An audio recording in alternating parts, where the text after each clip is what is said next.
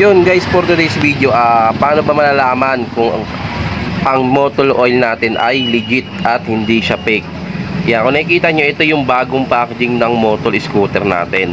So ganito lang ang gagawin nyo. Yan, kuha lang kayo ng cellphone. Yan, tapos punta kayo sa Google.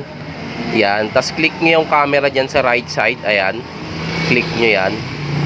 Then itutok nyo ngayon siya sa QR code ng, ayan, ng motor na langis. Yan, may lalabas dyan yung pinaka parang website nya. Ayan, ayan yung pinaka ano nya. I-click mo yon. Yan, pag lumabas yon, yan, click mo. Then mas nakinlik mo yan. Yan, syempre mag-loading siya. Tapos papasok yan sa website mismo ng motor. So yan, yan yung kalalabasan nun pag sa scooter. Yan, ibig sabihin yung langis mo legit siya kasi yung QR code nya legit na sa motor. Yan, yung iba kasing QR code hindi gumagana. Pag ni-scan mo, walang mangyayari. Hindi na-detect. Sabihin fake yun.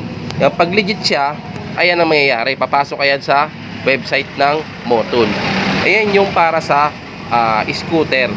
Meron din naman pang manual. Yung mga ginagamit sa mga raider, sa mga sniper, sa mga underbone. Yan, ito yan. Yung 3,000 plus. Ito yung madalas yung 10W40.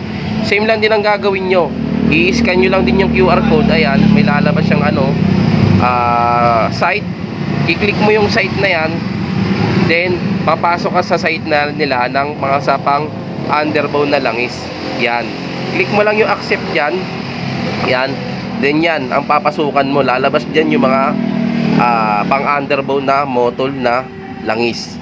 Yan, ganun lang kasimple guys, para malaman natin yung ating motor ay legit ba or original talaga siya, na hindi siya fake. Yan, kasi syempre mahirap pag gumamit tayo na langis na fake, mas magastos at baka masira ang ating mga makina ng motor.